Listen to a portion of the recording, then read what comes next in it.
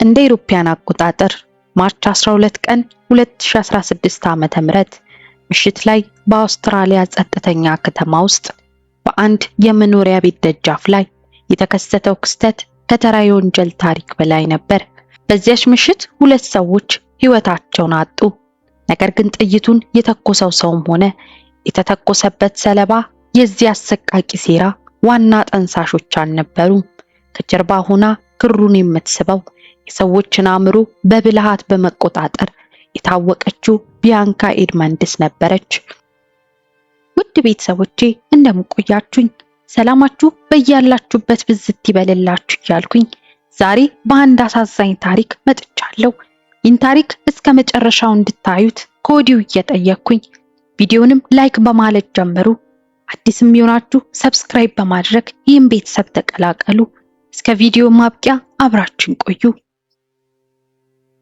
እውነቱን ለመናገር ቢያንካ ሕይወቷን የምትመራው በራሷ ሕግ ብቻ ነበር። በዙሪያዋ ያሉትን ሰዎች በተለይም ወንዶችን እንደፈለገች የመቀየርና የመቆጣጠር ልዩ ችሎታ ነበራት።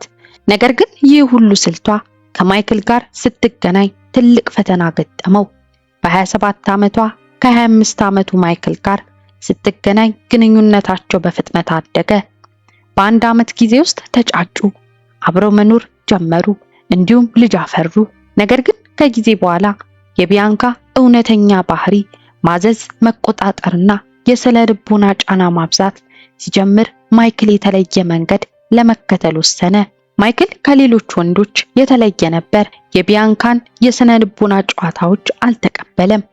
ይልቁንም ትቷት ለመሄድ ደፈረ።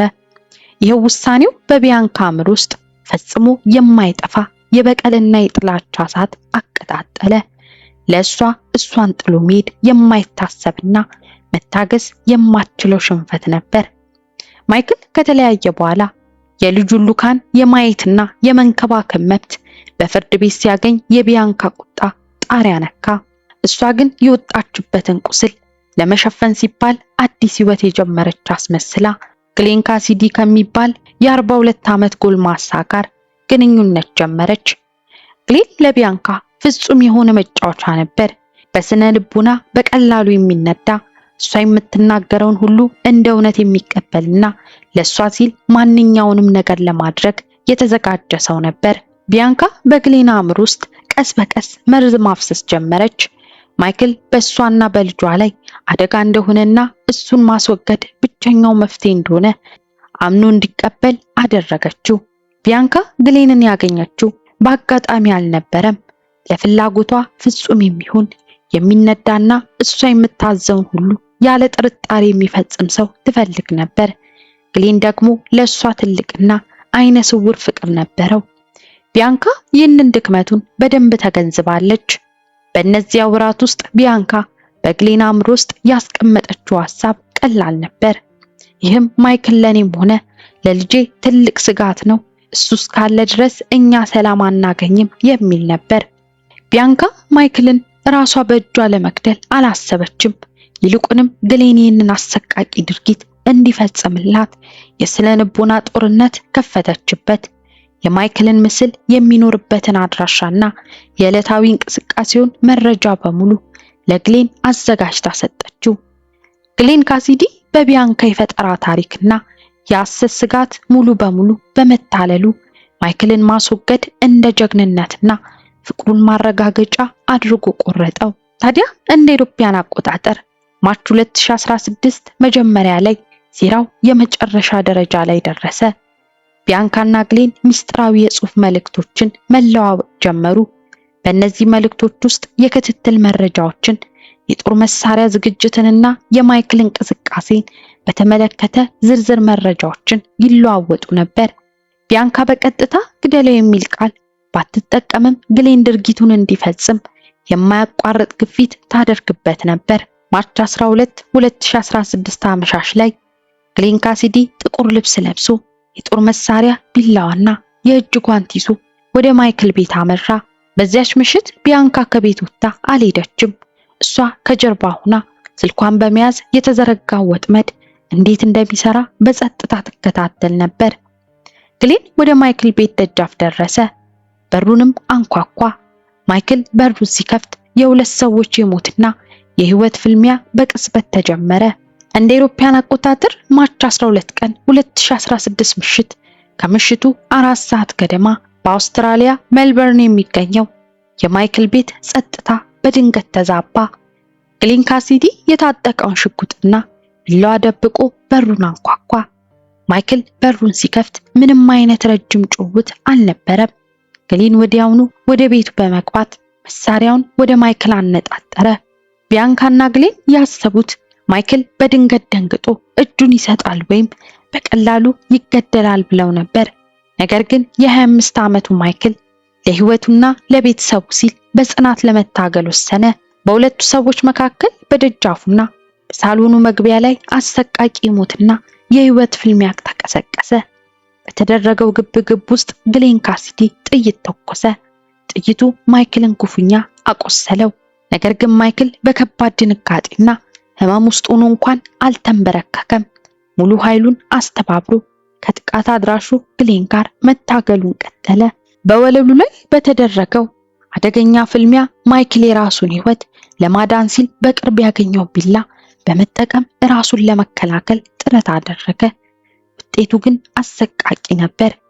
በዚያች አጭር ጨለማ ምሽት ሁለት አካላት ደማቸው ፈሶ ወለሉ ላይ ወደቁ። ግሌን ካሲዲ በማይክል በኩል በደረሰበት የራስ መከላከል ምላሽ ምክንያት በቦታው ህይወቱ አለፈ። ማይክልም ቢሆን በተተኮሰበት የጥይት ቁስል ምክንያት ከጥቂት ደቂቃዎች በኋላ ህይወቱ አለፈ። የጥይቱ ድምፅ አካባቢውን ሲያውከው ጎረቤቶች በፍርሃት ተውጠው ወደ ፖሊስ ደውለው ነበር። ፖሊሶችም ቦታው ሲደርሱ ያገኙት እይታ አስደንጋጭ ነበር። ሁለት አስክሬኖች በደም ገበታ ውስጥ ወድቀዋል። መርማሪዎች መጀመሪያ ላይ ነገሩን ሲመለከቱት በሁለት ወንዶች መካከል የተደረገ ድንገተኛ እርስ በርስ የመጋደል ክስተት ይመስል ነበር። ነገር ግን የፖሊስ ባለሙያዎች የሟቹን የግሌን ካሲዲን ስልክና አካባቢውን በጥልቀት መመርመር ሲጀምሩ የወንጀሉ እውነተኛ ቅርጽ መውጣት ጀመረ። የግሌን ስልክ ውስጥ የተገኙት መልእክቶች የሚያሳዩት አንድ ነገር ብቻ ነበር። ይህ የሁለት ወንዶች ግጭት ሳይሆን ከጀርባ ሆና በሰዎች ህይወት የምትጫወት ሴት የጠነሰሰችው የተቀናጀ ግድያ እንደነበር ነው። የቪክቶሪያ ክፍለ ሀገር ፖሊስ መርማሪዎች የደም ገበታውንና የወንጀሉን ስፍራ ሲመረምሩ በፍጥነት አንድ ግልጽ እውነት ተረዱ። ግሌን ካሲዲ ወደ ማይክል ቤት የመጣው በአጋጣሚ አልነበረም። በጥቁር ልብስ የተሸፈነ አካሉ፣ የያዘው መሳሪያ፣ የእጅ ጓንቱና ቢላዋው የሚያሳዩት አስቀድሞ ታቅዶ የተደረገ ግድያን ነበር። መርማሪዎች የሁለቱም ሟቾች የጀርባ ታሪክ ማጥናት ሲጀምሩ ሁለቱም ወንዶች ከአንዲት ሴት ጋር ቀጥተኛ ግንኙነት እንዳላቸው አወቁ። እሷም ቢያንካ ነበረች። ማይክል የቀድሞ ፍቅረኛዋና የልጁ አባት ሲሆን ግሌን ደግሞ የአሁኑ ፍቅረኛዋ ነበር። ፖሊሶች የግሌን ካሲዲን የሞባይል ስልክ ዲጂታል ምርመራ ሲያደርጉ የወንጀል አቅጣጫው ሙሉ በሙሉ ተቀየረ። በስልክ ውስጥ በቢያንካና በግሌን መካከል የተደረጉ በመቶዎች የሚቆጠሩ የጽሑፍ መልእክቶች ተገኙ። መልእክቶቹ የሚያስገርሙ ነበሩ። ቢያንካ ለግሌን የጻፈቻቸው መልእክቶች የተራ ፍቅር መግለጫዎች አልነበሩም። ይልቁንም የማይክልን ዕለታዊ እንቅስቃሴ፣ የሚኖርበትን አድራሻና እሱን እንዴት መከታተል እንዳለበት የሚያስረዱ መመሪያዎች ነበሩ። ከአደጋው ጥቂት ቀናት ቀደም ብሎ ቢያንካ ለግሌን እንዲህ የሚል መልእክት ላከችለት። ይህም እሱ እስካለ ድረስ እኛ ሰላም አናገኝም፣ ይህ ነገር ካላለቀ ህይወታችን አይስተካከልም የሚል ነበር። ይባስ ብሎ ግሌን ጥቃቱን ከፈጸመበት ምሽት በፊት ቢያንካ ከሱ ጋር ተገናኝታ እንደነበርና የጥቃቱን ዝርዝር ሁኔታ ስትወያይ እንደነበረች የሚያሳዩ የቴሌኮም መረጃዎች ተገኙ። ቢያንካ ፖሊስ ዘንድ ቀርባ ለቃለ መጠይቅ ስትቀመጥ ራሷን እንደ ንጹህና ምንም እንደማታውቅ ምስኪን ለማስመሰል ሞከረች። ግሌን በራሱ ውሳኔ እንደሄደና እሷ ምንም አይነት ግፊት እንዳላደረገች ተናገረች። ነገር ግን የቴክኖሎጂ ማስረጃዎቹና የስልክ መልእክቶቿ ከሷ የሐሰት ትረካ ይልቅ እውነቱን በጎላ ድምጽ ይናገሩ ነበር።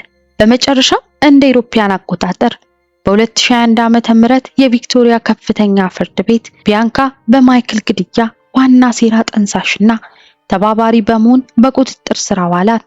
እንደ አውሮፓውያን አቆጣጠር በ2021 እና በ2022 ዓመተ ምህረት በቪክቶሪያ ከፍተኛ ፍርድ ቤት የተካሄደው ችሎት በአውስትራሊያ የወንጀል ታሪክ ውስጥ ትልቅ ትኩረት ካገኙት ጉዳዮች አንዱ ሆነ።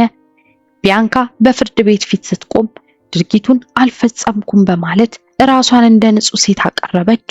የቢያንካ ተከላካይ ጠበቆች እሷ ጥይቱን አልተኮሰችም፣ ወደ ማይክል ቤትም አልሄደችም፣ ስለዚህ ለግድያው ተጠያቂ ልትሆን አትችልም የሚል መከራከሪያ ያቀረቡ። ነገር ግን አቃቤ ሕግ ያቀረበው ማስረጃ የቢያንካን የተራቀቀ የስነ ልቦና ተጽዕኖና ሴራ ቁልጭ አድርጎ አሳየ። አቃቤ ሕጉ እንደተናገረው ግሌን ካሲዲ የጥቃቱ ፈጻሚ መሳሪያ እንጂ የሴራው ዋና አምሮ አልነበረም። ቢያንካ እጁን ተጠቅማ ግድያውን ባትፈጽምም በችሎቱ ወቅት የቀረቡት የጽሑፍ መልእክቶችና የድምጽ መረጃዎች ቢያንካ በግሌን አእምሮ ላይ ያደረገችውን ስልታዊ የአእምሮ ቁጥጥር አጋለጡ። ዳኛው ውሳኔያቸውን ሲያነቡ የቢያንካን የጭካኔ ደረጃና ሰዎችን ለራሷ ፍላጎት መጠቀሟን አጥብቀው ኮነኑ። ዳኛው እንደገለጹት ቢያንካ የቀድሞ ፍቅረኛዋን በማስወገድ የልጇን ሙሉ ቁጥጥር ለማግኘትና የበቀል ፍላጎቷን ለመወጣት ስትል የሁለት ሰዎችን ሕይወት በከንቱ እንዲያልፍ አድርጋለች። በመጨረሻም ፍርድ ቤቱ በማይክል ግድያ ሴራ ጥፋተኛ ነች ሲል ወሰነ። ለአውሮፓውያን አቆጣጠር በ2022 ዓመተ ምህረት ፍርድ ቤቱ በቢያንካ ላይ የ26 ዓመት የእስራት ፍርድ አስተላለፈባት። ፍርድ ቤቱ በወሰነው መሰረት ቢያንካ የይቅርታ ጥያቄ ለማቅረብ ቢያንስ 18 ዓመታት በእስር ቤት ማለፍ አለባት። ይህ ታሪክ በቅናት በመቆጣጠር ፍላጎትና በስነ ልቦና ተጽዕኖ የተገነባ አሰቃቂ አደጋ ነበር። ቢያንካ በራሷ እጅ ጥይት ባትተኩስም የሁለት ሰዎችን ሕይወት የቀጠፈውን ጥይት ያስተኮሰችው እሷ ነበረች። ውድ ቤተሰቦቼ ለዛሬ ያዘጋጀሁት ቪዲዮ ይህን ይመስል ነበር። እስኪ እናንተስ በዚህ ታሪክ ላይ ምን ተሰማችሁ? ሐሳባችሁን ኮሜንት ላይ አሳውቁኝ። ላይክ እንዲሁም ለሌሎች እንዲደርስ ሼር እያደረጋችሁ ለዚህ ቻናልም አዲስ ሆናችሁ የምትመለከቱ ሰብስክራይብ እያደረጋችሁ ተቀላቀሉ። በሌላ አዲስ የወንጀል ታሪክ እስክንገናኝ ድረስ ቸር ቆዩልኝ።